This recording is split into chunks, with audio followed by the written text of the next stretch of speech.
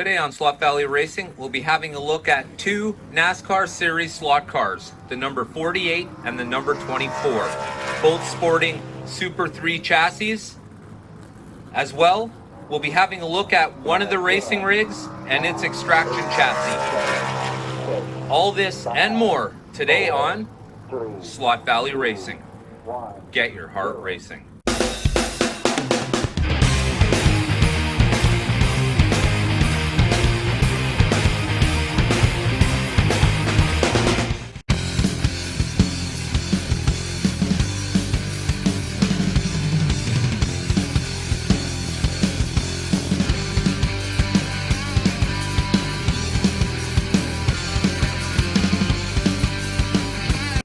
The car and trailer in this set came together. Today I will not be focusing much on the truck. That'll be for another episode. Today I will be focusing my efforts mainly on the Super 3 chassis. Okay, so here we have the chassis of the Super 3. Here we have one that's upside down, so you can see the bottom and what it looks like. Here we have one that's right side up. I have not oiled either of these cars yet, but that'll be the first thing I do before we go to the dyno. The cars are really nicely detailed and they have great color. The color stands out really bright. While I was researching this chassis, I found one thing that was odd. I don't understand why they created it. They already have the TJet, they have the extraction, they have the 4-gear, then they made the Super 3. It looks like a pretty heavy build. It's kind of bulky, the chassis is really thick. Anyways, if there's one thing I have to say about them is that they certainly are built very well. Can't wait to get them on the dyno. So just so I don't confuse the two, I'm going to put a white dot on the Jeff Gordon chassis.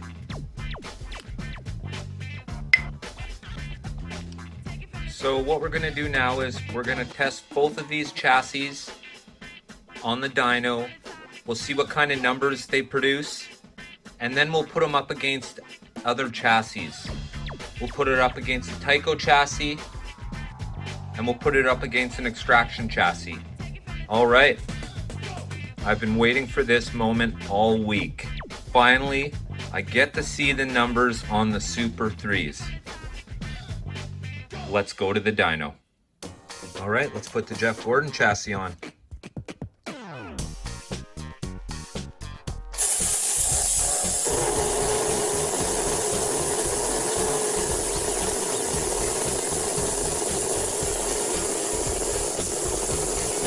Whoa, this car's all over the place.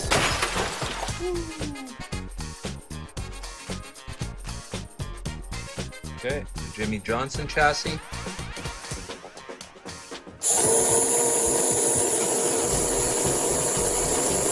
Whoa, that is a major difference.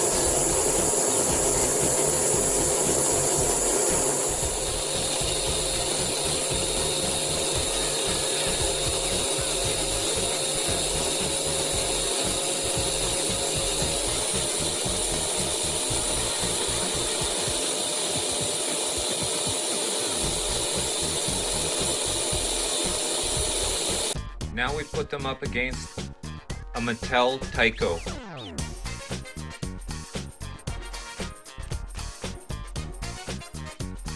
It's the number 10 Tide car.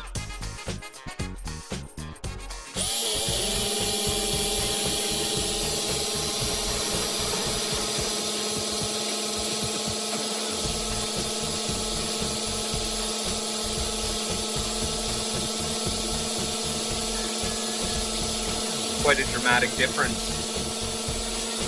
This Tide car is not hopped up in any way. This is pure stock.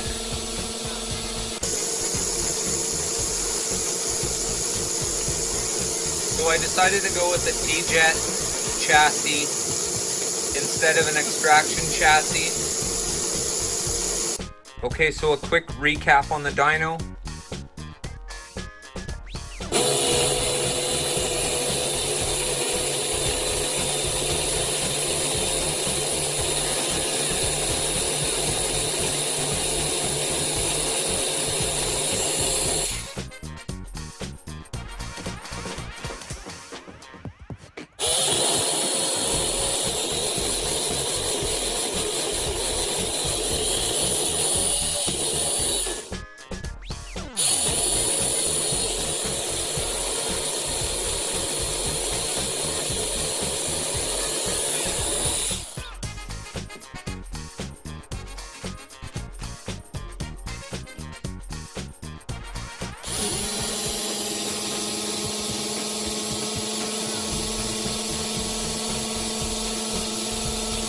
Wow, just the way the motor sounds is incredibly different.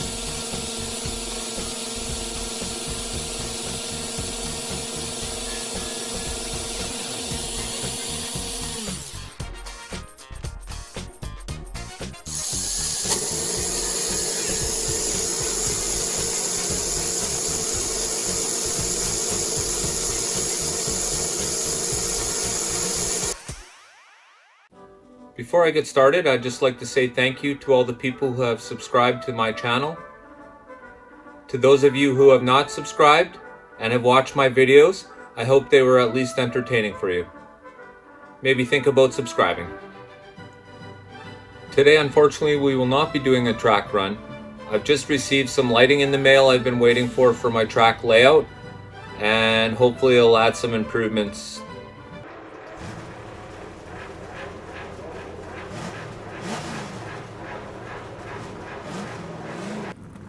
So we'll get right to the final review of the Super 3. In the end, I found it was lacking in various different spots. However, I did find the detailing was above average. I like that the rubber on the tires has Goodyear on it. It just shows detail. However, the car didn't perform as good as I hoped it did. So in the future, if you're a collector, these cars look really nice. This is what it looks like in the package. If you're a collector, that would look really nice sitting on your shelf. If you like to run the cars really hard, Super 3s do come with pit kits.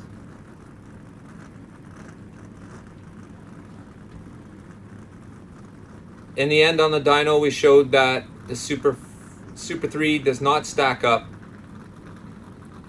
And I will be looking into hop-ups for this car in the future to see if we can make it any better. But for now, I'm really liking the old stock TYCOs. And of course, the AFX Race Masters.